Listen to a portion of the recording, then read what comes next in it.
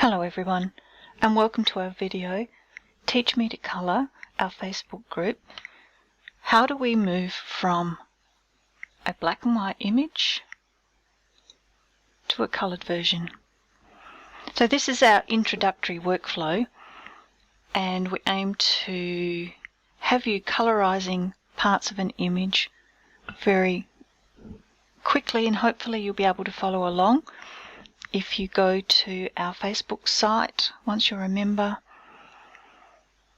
Media, Albums, and look for the album called 3.1, Colouring Fundamentals, Eyes. If you click on the album, you'll see a lot of eyes, and this is the very first one in the album. And we've chosen this as your first lesson so that you can work through and complete an image while you're still learning the software package that you are using. Now I'm using Photoshop, but most of these workflow processes I'm going to talk about now are available in any editing software that has layer capacity. So once you've downloaded the image, you can right click on the photo, save the image as, and save it somewhere you can find again.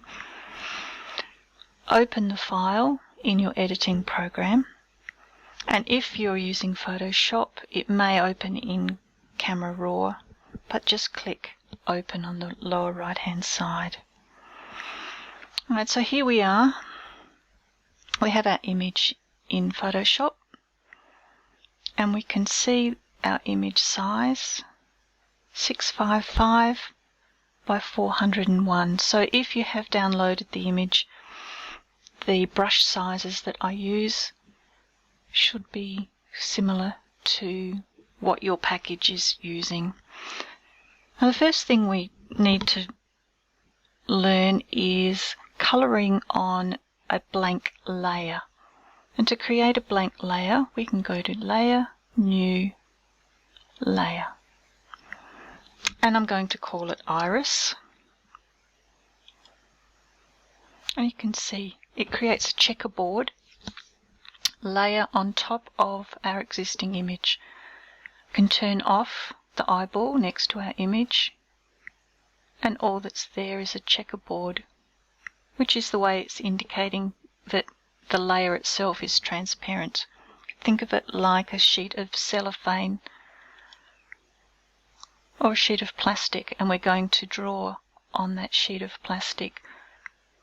We don't wish to damage our original image, even though this is just a practice image. If we go back and want to do it again another time, you want to keep your starting image exactly the same as it was. So let's start with finding a colour, and I have these saved in my swatches. I'm going to go here. I use the shortcut B for brush, but you can find that in your software.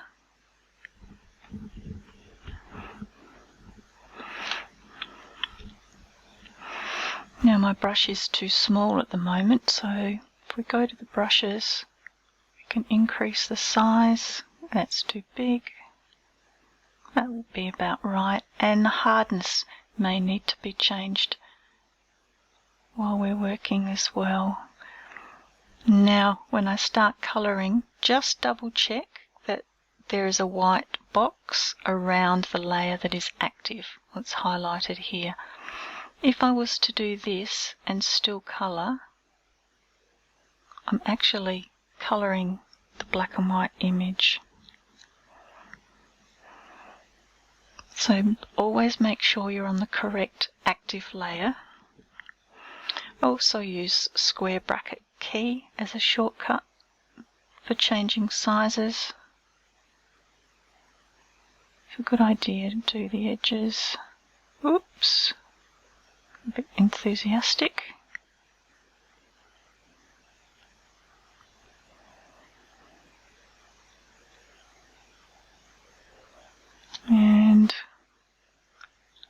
Now if you look, you're going to say, well, that doesn't look very exciting. What we have is a colour on top of a black and white. That's exactly what we have actually done. However, editing software is quite clever, and it can change the way the layer that has the colour interacts with the base colour.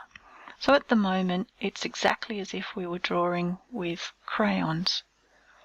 If you click the one that's showing normal, and you see as we scroll through the layer blend modes, we're affecting the way the light and the colour interacts with the base image.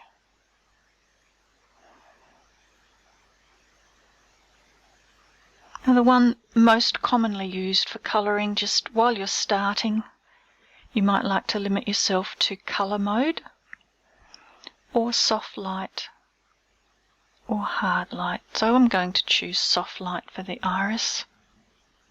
I'm going to reduce the opacity just a little. I didn't mind painting at full opacity because I know I can adjust the layer opacity, and when I come back, as long as I'm painting also at 100%, it's okay. Now another way to get a new layer is to click the plus sign, a new page in a document. And a third way is to follow these shortcuts here, Shift, Command or Control N. So if I hold down Shift, Command N at the same time, actually get the dialog box up. So I can write on here Iris 2. We'll just take that one away.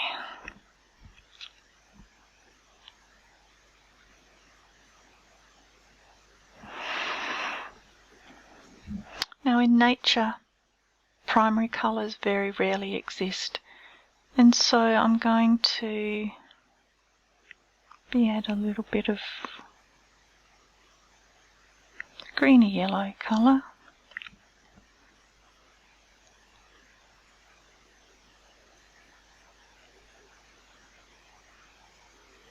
Just randomly. Made sure that the white box was on the active Iris 2 layer, because this way if I decide I don't like that colour, I can delete the whole layer and start again. But if I had painted on this layer with the iris, the whole thing would disappear. Now let's have a look at our blend modes. Might do that, and we can come down. Let's go to soft light as well. 37, so it can be quite low. Right, let's get our new layer, find a skin colour. Make sure I'm on that layer.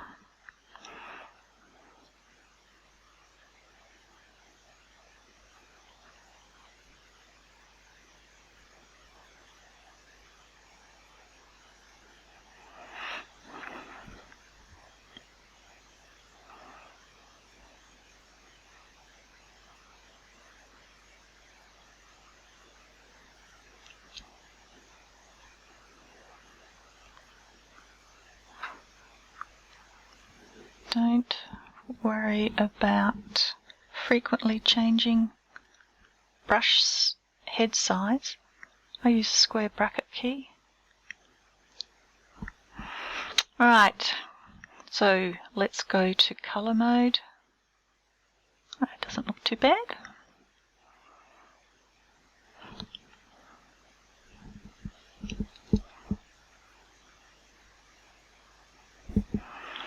going to use a shortcut E for the eraser, and that's the same in most editing programs as well. B for brush, E for eraser. And one thing you may notice if you look at photographs of eyes is there can be more redness around this waterline area. And we'll get a new layer and get a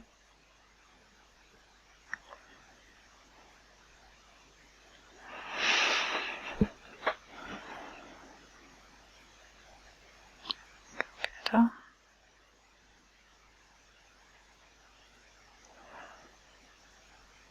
Now these naturally occurring shade variations are actually a result of the red blood cells being slightly more visible because the membranes and skin in those areas are so very, very fine.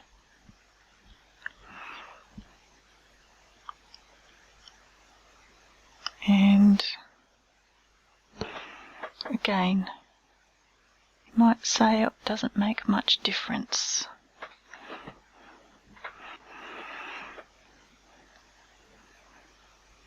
Bit of an ivory coloration over.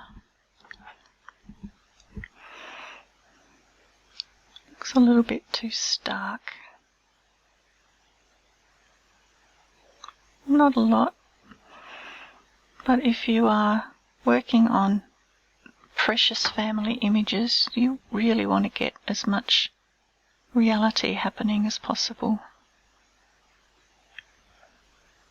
Yeah. So just at 25% with a light cream, can you see the difference as I turn it on and off?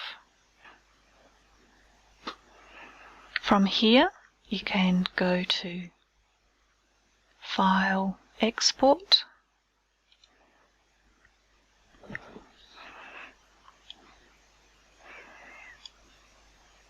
Export and export as a JPEG to save. If you ever wish to keep your layers, then File, Save As. So to keep your layers, File, Save As a PSD file in Photoshop.